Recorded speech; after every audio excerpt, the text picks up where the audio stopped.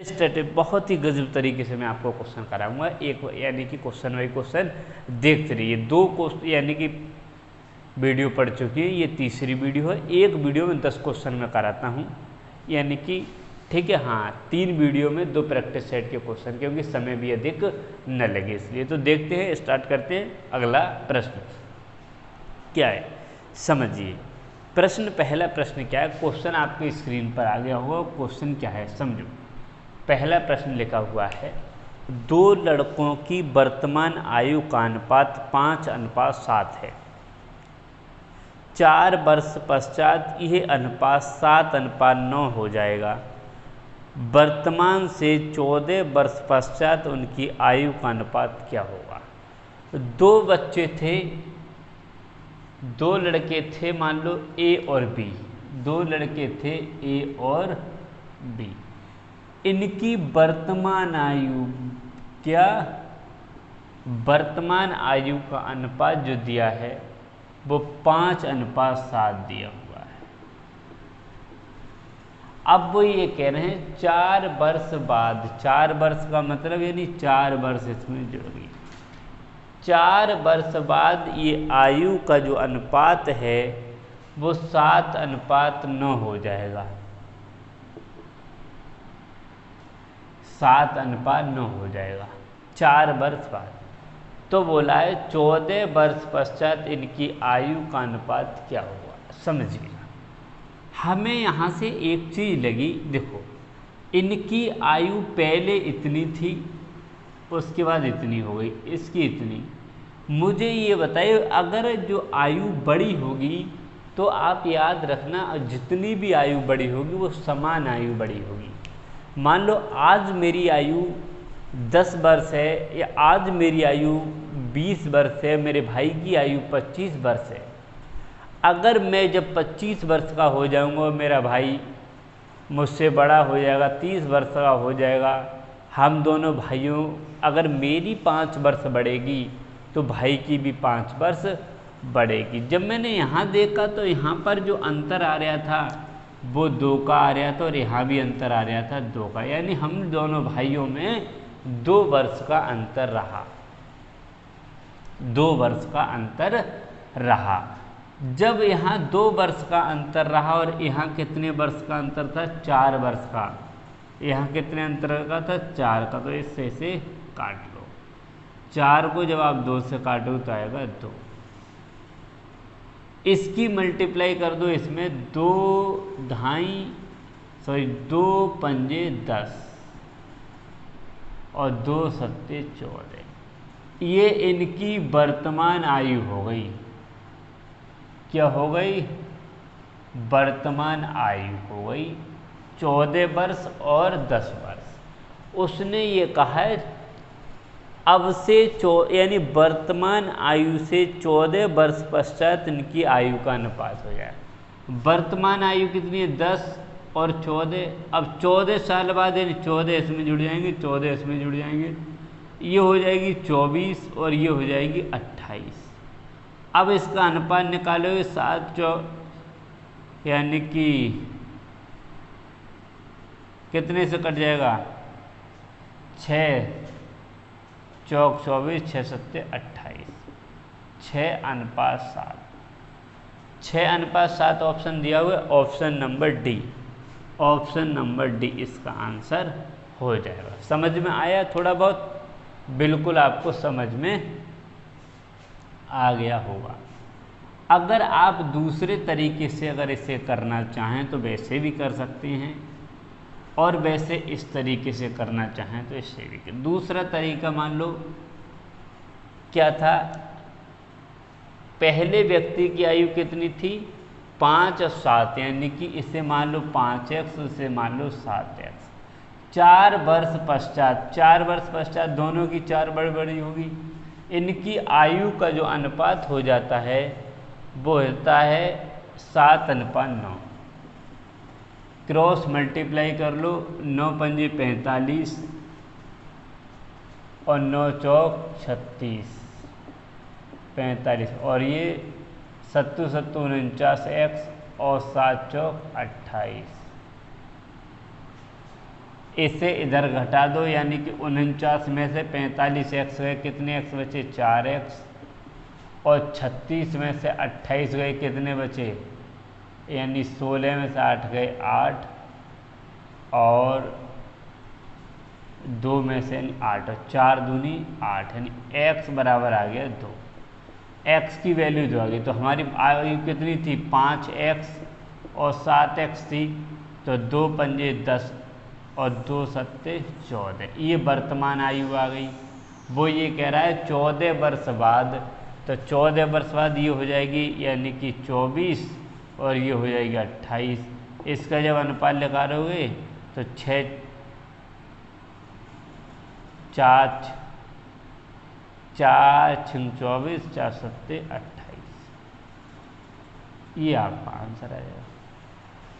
ठीक है, किसी भी तरीके से जो आपको उचित लगे उस तरीके से आप इस सवाल को कर सकते हो। ठीक है, हाँ, आपके ऊपर डिपेंड करता है आपको कौन सा सवाल यानी कि तरीका अच्छा लग रहा है। दूसरा सवाल देखो, दूसरा सवाल करते हैं। दूसरा सवाल क्या दिया है मेरे भाइयों, मेरे दोस्तों, मेरे हम जिगरो, जल्दी से बताइए। देखो स्क्रीन पर दूसरा सवाल आ गया है, कीजिए। दूसरा सवाल दिया है सी डी तथा ई मिलकर एक कार्य को 12 दिन में करते हैं। C D E, C D और ई तीनों मिलकर इस काम को 12 दिन में करते हैं, 12 दिन में करते हैं। सी की क्षमता डी की दुगनी है। सी डी और ई क्षमता लिखो यहाँ पर आप,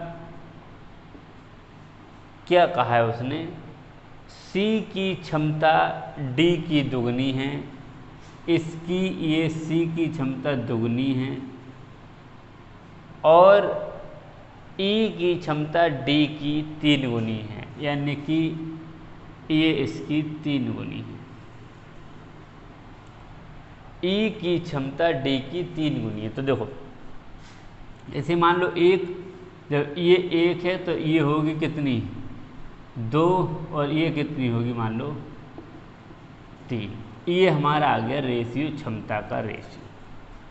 अब उसने क्या कहा है, 3 गुनी है। ई अकेला इस कार्य को कितने दिन में कर देगा। अब देखो 3 और 1 4 और 2 6, ये क्षमता हो गई 6, और ये टोटल जो कर रहे हैं वो 12 दिन में कर रहे हैं। करने की क्षमता 6, तो और कराया किससे जा रहा है काम, किससे पूछा है, ई इस कार्य, ई अकेला इस कार्य को कितने दिन में कर देगा। ई की क्षमता कितनी है यहाँ 3, तो 3 दूनी 6 और 12 दूनी 24, 24 दिन आंसर दिया है। 24 दिन, बताइए 24 दिन, 24 दिन आंसर आ जाएगा। देखो समझ में आया 24 दिन कैसे आएगा।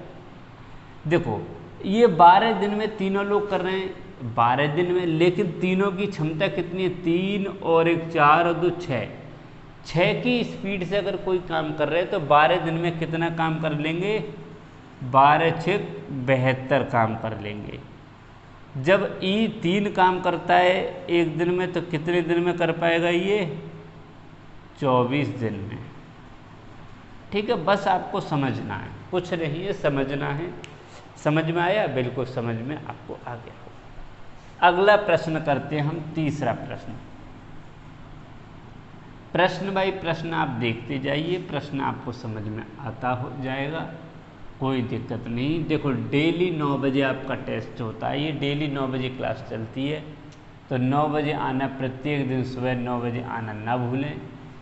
क्यों, क्योंकि जब आप 9 बजे आप आ जाएंगे तो मैं उम्मीद करता हूं कि आपको इस 9 बजे वाली क्लास से बहुत कुछ सीखने को मिलेगा, और सीखने को ही नहीं, क्वेश्चन की प्रैक्टिस भी होगा आपका। ठीक है, हाँ। अब देखो क्या है प्रश्न, समझिएगा। अच्छे प्रश्न आ रहे हैं, प्रत्येक प्रश्न अच्छा प्रश्न होता है। स्क्रीन पर क्वेश्चन दिया हुआ है, क्या है, किस संख्या को √0.25 से विभाजित किया जाए, √0.25 से विभाजित किया जाए कि भागफल 25 प्राप्त हो, भागफल 25 प्राप्त हो, ये 25 आ जाए। अब मान लो इस संख्या 0.25 यानी ऐसी कौन सी संख्या है अगर उस संख्या को मैं इस संख्या से भाग दूं तो इतना आ जाए। मान लो x एक संख्या थी, उस x संख्या को मैंने 0.25 से डिवाइड दिया तो 25 आया। कितना आया मेरे भैया? 25 आया। जब 25 आया, यही क्वेश्चन की फॉर्म थी और यही तरीका था। किस संख्या को, या यहाँ लिख लो, किस संख्या को √0.25 से भाग दें जिससे कि 25 प्राप्त हो जाए। इसके लिए हम किसकी जगह किसी ही तो निकालना है, और 0.25 को हम लिख सकते हैं कितना, 0.5 बाहर इक्वल टू 2.25।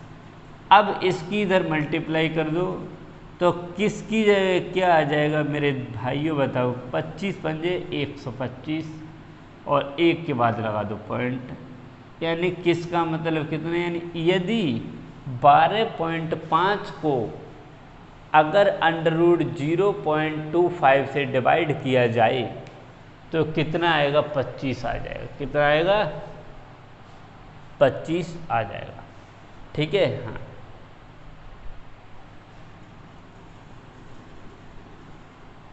अगला प्रश्न देखिएगा, तीसरा प्रश्न हो गया।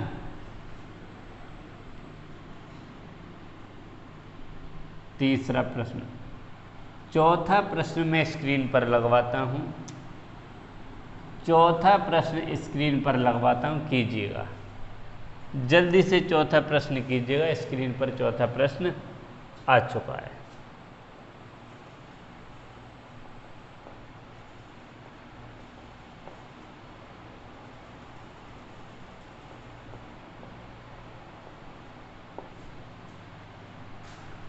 देखो क्या है, इस चौथा प्रश्न है, यदि किसी 2 अंकों की एक संख्या में इकाई का अंक दहाई के अंक से 2 अधिक है और संख्या के अंकों का गुणनफल 144 है तो संख्या है।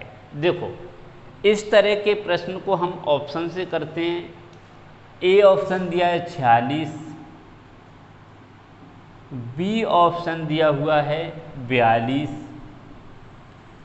सी ऑप्शन दिया हुआ है 26 और डी ऑप्शन दिया हुआ है 24। ये 3 ऑप्शन है। उसने ये कहा है कि 2 अंकों की संख्या, 2 अंकों की है संख्या, 2 अंकों की संख्या में इकाई का अंक दहाई के अंक से 2 अधिक है। इससे ये 2 अधिक है, इससे ये 2 अधिक नहीं है तो ये गलत, इससे ये 4 अधिक है ये भी गलत, इससे ये 2 अधिक है ये, इन 2 में, यानी कि ये तो हमें कोई मतलब ही नहीं, इन 2 में से ही कोई क्वेश्चन सही है। आगे उसने क्या कहा है समझिए मेरे भाई। उसने ये कहा है और संख्या और अंकों के योग, संख्या मान लो पहले से ऑप्शन से करते हैं, संख्या मान लो 46 और अंकों का योग यानी 6 और 4 10 का गुणनफल जो है, का गुणनफल जो है वो दिया है 144।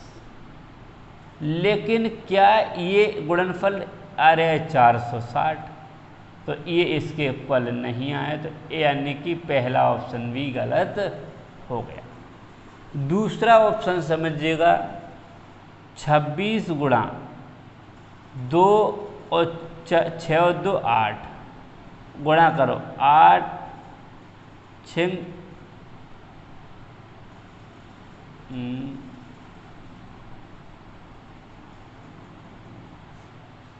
सॉरी 24 गुणा 4 और 2 6 गुणा करो, 6 चौक 24 के 4 हाथ से लगे 2, 6 दूनी 12 और 2 14, यानी कि ये इसके बराबर आ गया।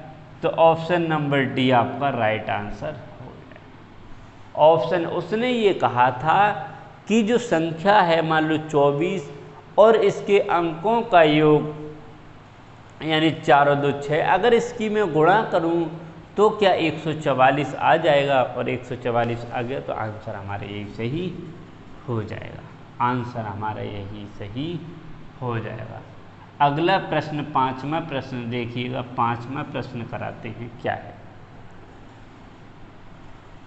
5वां प्रश्न देखिएगा। 5वां प्रश्न क्या दिया हुआ है। वह छोटी से छोटी संख्या जिसे 80 36 42 80 36 42 में जोड़ने पर प्राप्त संख्या 11 की गुणज होगी। अगर इसमें कोई संख्या जोड़ दूं, छोटी से छोटी संख्या, तो जोड़ने वाली जो संख्या ऐसी कौन सी संख्या होगी जो 11 से पूर्णतः डिवाइड हो जाएगी। 11 से पूर्णतः डिवाइड हो जाएगी, यही बताना है। जल्दी से क्वेश्चन को कीजिए। अब देखो 11 से डिवाइड का एक नियम होता है, सम और विषम अंकों का योग अगर 0 या 11 से डिवाइड आ जाए तो वो संख्या कट जाएगी। अब देखो 8 + 3 + 4 बराबर 0 + 6 + 2 कितना आ रहा है। देखो 8 और 3 11 और 4 15 बराबर 6 और 2 8। यहाँ से ये कितना कम है, 7 कम है। और ऑप्शन में भी देखो ऑप्शन नंबर सी जो दिया है वो 7 ही दिया है, और यही हो जाएगा हमारा आंसर। ऑप्शन नंबर सी हो जाएगा। देखो क्वेश्चन आपके सामने लगा हुआ है और क्वेश्चन को आप करते जाएंगे। अगला प्रश्न कराता हूं मैं, छठा प्रश्न। समझिएगा छठा प्रश्न क्या है। जब तक आप प्रश्न के लिए सही ढंग से, सही अच्छी तरीके से नहीं करेंगे तब तक आपको भी दिक्कत होगी और हमें भी दिक्कत होगी। क्या है देखो, क्वेश्चन है एक वायुयान किसी दूरी को 240 किलोमीटर प्रति घंटा की चाल से 5 घंटे में तय करता है। उसी दूरी को 1/2/3 घंटे में पूरा करने के लिए उसकी चाल होगी। एक फॉर्मूला बताया है हमने, चाल बराबर दूरी बटे समय। सभी के लिए मालूम है ये फॉर्मूला, चाल बराबर दूरी बटे समय। इसमें चाल भी दी हुई है और दूरी भी, समय भी दिया। दूरी निकलवाइए तो दूरी बराबर क्या हो जाएगा, चाल गुणा समय। सबसे पहले हम दूरी निकाल लें। चाल कितनी दी हुई है, 250 किलोमीटर प्रति घंटा, 240 किलोमीटर प्रति घंटा की चाल से अगर वो चलता है 5 घंटे में तो कितनी दूरी करता है, 24 पंजे 120 यानी 1200 किलोमीटर। इस 1200 किलोमीटर की दूरी को अब पूछिए उसने चाल, दूसरी चाल पूछिए तो दूरी कितनी है 1200, और समय कितना दिया है उसने, समय दिया है 1/2/3, 1/2/3। हम इसे ऐसे भी लिख सकते हैं 1200 बटे 3 एकम 3 और 2 5/3। इसे ऊपर पहुंचा सकता है, यानी 1200 गुणा 3/5। 5 से इसे काट दो, 5 दूनी 10, 5 चौक 20, 24 दिया 72, यानी 720 किलोमीटर प्रति आवर। स्पीड कितनी हो जाएगी, 720 किलोमीटर प्रति आवर। कोई दिक्कत नहीं हुई होगी सवाल को समझने में। इसी तरह नेक्स्ट प्रश्न 7वां प्रश्न करते हैं। समझते जाइए 7वां प्रश्न कैसे होगा और 7वां प्रश्न क्या है। देखिएगा 7वां प्रश्न। 7वां प्रश्न दिया हुआ है, एक व्यक्ति एक वस्तु को 80 रुपये में खरीदता है। 80 रुपये में खरीदता है तो ये हो जाएगी इसकी कॉस्ट प्राइस, यानी 80 रुपये। कॉस्ट प्राइस को कहते हैं क्रय मूल्य। एक व्यक्ति 80 रुपये में कोई वस्तु खरीदता है और उसका मूल्य 120 रुपये अंकित करता है। MP हो जाएगा 120 रुपये, यानी कि मार्केट प्राइस उस पर जो अंकित कर देता है वो 120 रुपये। आगे उसने क्या कहा है भाई समझिएगा, फिर वह अंकित मूल्य पर 40% बट्टा देता है। अंकित मूल्य पर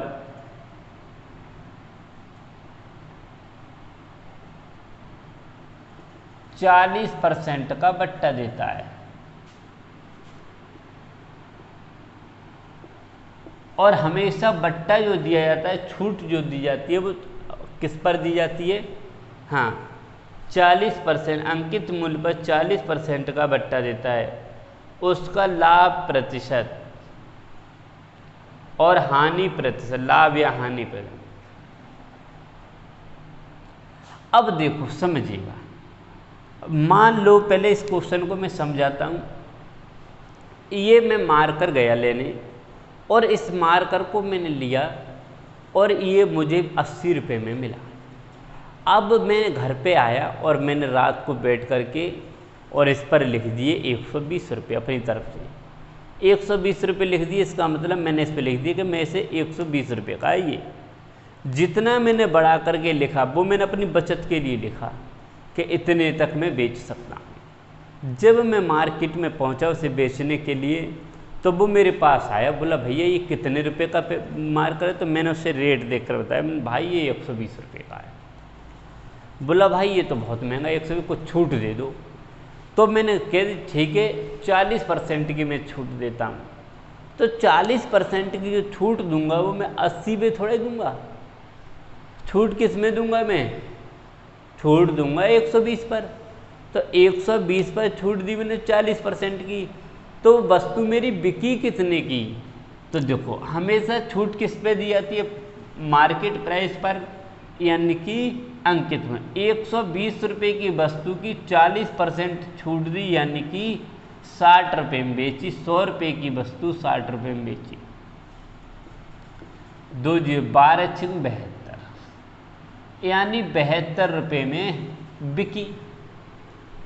अब मैं 80 रुपये में तो खरीद के लाया, 80 रुपये में खरीद के लाया और 72 में बेच दी, तो लाभ हुआ होगा, हानि जायज़ सी जानते हैं, हानि हो गई।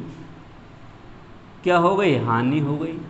और हानि कितने रुपए की हो गई? 8 रुपये की।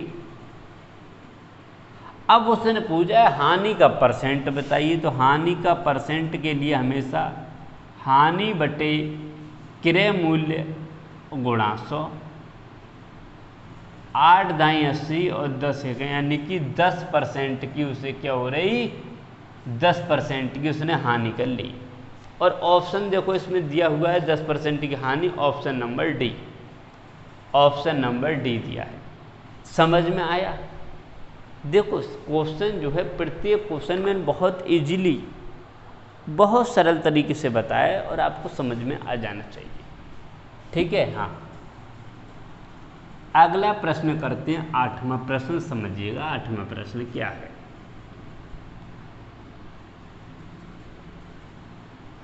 कौन सा प्रश्न करते हैं? 8वां। 8वां प्रश्न दिया हुआ है, 5 पुरुष किसी कार्य को 6 दिन में पूरा कर सकते हैं। यानी कि 5 पुरुष कोई काम था उसे 6 दिन में पूरा कर देते हैं। ये 5 पुरुष क्या कह रहे हैं कि हम भैया ये आपका एक खेत है या ये आपकी एक दीवार है, हम इसे 6 दिन में बना के खड़ी कर देंगे। उसके बाद क्या हुआ, जबकि 10 महिलाएं यानी 10 महिलाएं आएगी, जब ये 10 महिलाएं आई तो ये कह रही हैं नहीं भैया, हम तो इस दीवार को 5 दिन में बना देंगे। हमने ठीक है मियाँ, तुम 5 दिन में बना दो। ये 5 दिन में बनाने कह रही। हमने क्या काम किया, हमने 5 महिलाएं और 3 पुरुष, 5 महिलाएं और 3 पुरुष एक साथ लगा दिए। हमने कह दिया आप 5 महिलाएं 3 पुरुष हमारे दीवार को दोनों लोग बैठ जाओ बनाने के लिए और बना दो। उसने पूछा अब ये कितने दिन में बना देंगी। हमने कहा लो भाई अभी निकालते। कैसे निकालेंगे, देखो 5 पुरुष 6 महिलाएं।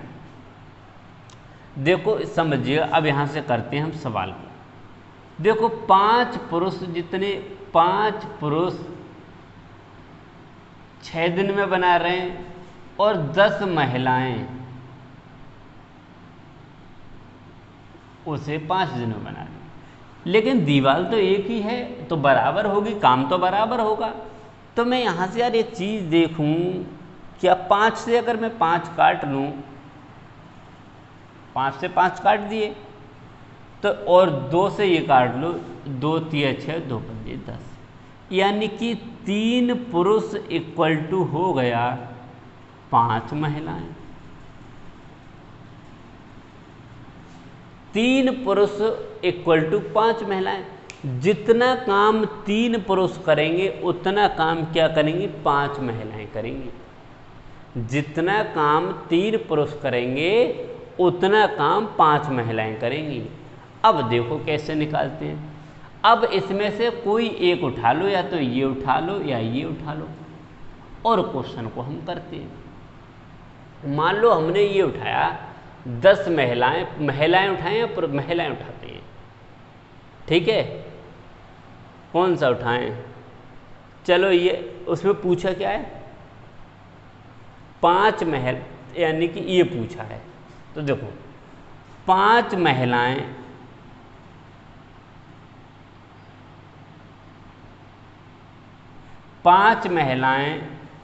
प्लस 3 पुरुष इस काम को कितने दिन में करेंगे, यहां दिन लिख लो, बराबर 3 पुरुष की जगह हम क्या रखेंगे 3 पुरुष की जगह रखेंगे 5 महिलाएं। तो ये लिख लो इधर 10 गुणा 5, यानी 10 बराबर 10 महिलाएं कर रही थी 5 दिन में। ये सिर्फ करने का तरीका है, वैसे आप 1 मिनट में कर देंगे। जब मैं देखो अब ये 5 महिलाएं प्लस 3 पुरुष की जगह भी मैं क्या लिख सकता हूं, 3 पुरुष की जगह लिख सकता हूं 5 महिलाएं इंटू दिन निकालने हैं, दिख रहा है नीचे, बराबर 10 पंजे 50। देखो 5 और 5 10 महिलाएं बराबर 10 महिलाएं गुणा दिन बराबर 50 महिलाएं इंटू दिन।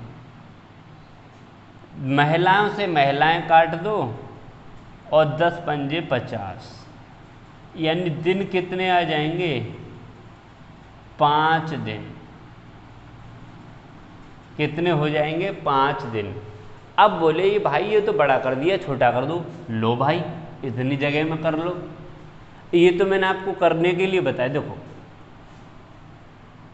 10 महिलाएं 5 दिन में किसी काम को करती हैं, 10 महिलाएं 5 दिन में, तो 10 पंजे 50 तो था ये काम। 3 पुरुष 5 महिला, पूछा गया 5 महिलाएं 3 पुरुष, तो 5 महिलाएं तो ये हैं और 3 पुरुष के बराबर 5 महिलाएं ये हैं, तो 5 और 5 बराबर 10 महिलाएं और 10 पंजे 50, तो दिन कितने आ जाएंगे? 5 दिन। ऐसे भी ये तो सिर्फ आपको आना चाहिए, जब तक आप समझेंगे तब तक नहीं आ पाएगा। ठीक है। हाँ, अगला करते हैं हम नमा प्रश्न। ठीक है, अगर नहीं आया हो समझ में तो कमेंट कर दीजिएगा, बता दीजिएगा। दूसरे दिन में नेक्स्ट वीडियो में सबसे पहले मैं वही क्वेश्चन कराऊंगा जिस क्वेश्चन में आपको दिक्कत हुई होगी। ठीक है। हाँ, प्रत्येक दिन आना न भूलिएगा, सुबह 9 बजे नमा प्रश्न देखिएगा। अब अधिक समय ना लेंगे, हम धीरे धीरे, बहुत धीरे धीरे करा रहे हैं, जिससे कि प्रत्येक क्वेश्चन आपको समझ में आ जाए। क्या है देखो,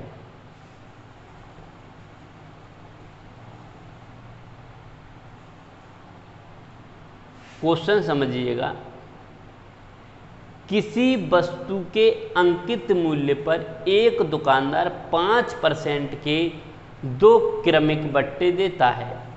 वस्तु का विक्रय मूल्य ज्ञात कीजिए यदि अंकित मूल्य 80 रुपये है। मार्केट प्राइस क्या है? 80 रुपये। उसने मार्केट प्राइस 80 रुपये डाल दिया और कह रहा है कि मैं इस पर 2 छूटे दे रहा हूँ, 5% दूंगा पहले, उसके बाद में 5% दूंगा। तो बताइए क्या पूछा है? अंकित मूल्य। तो बताइए वस्तु का कितने रुपए में उसने वो वस्तु बेची। तो देखो इस पर उसने 5% की पहले छूट दी, पहले 5% की छूट दी, यानी कि 95 में बेची। 100 की वस्तु 95 में बेची छूट देने के बाद। तो यानी कि इसे सॉल्व करो, इससे ये कट गया 2 चौक 8, 2 पंजे 10 और 5 से काटो 19 पंजे 95 और 9 चौक 76। जब उसने पहली छूट दी, प्रथम छूट, तो ये 76 रुपये में जा रही थी। उसने कहा नहीं, मैं एक बार और छूट देता हूँ। तो 76 रुपये पर फिर उसने 5 रुपये की छूट दे, 5% की छूट दे। 5% का मतलब 95 में बेच दी 100 की वस्तु। काट लो, मत काटो मेरे भाई, इसकी गुणा कर लो। जब आप इसकी गुणा करेंगे, यानी कि 95 गुणा 76 से आप करेंगे, 6 पंजे 30 और 6 नेम 54, 54 और 3 57, 7 पंजे 35, हाथ से लगे 3, 7 नेम 63 और 3 66। जोड़ो कितने हो गए? 0, 7 और 5 12, 6 और 6 12 के 2, हाथ से लगे 1, यानी कि और अपॉन 100। इससे ये पॉइंट लग जाए, यानी 72 रुपये 20 पैसे। अब वो वस्तु 72 रुपये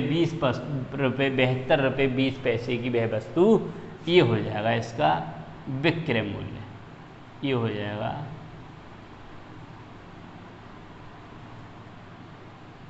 विक्रय मूल्य। समझ गए? हाँ, नेक्स्ट प्रश्न और इस वीडियो का अंतिम प्रश्न, यानी 10वां प्रश्न। समझिएगा 10वां प्रश्न।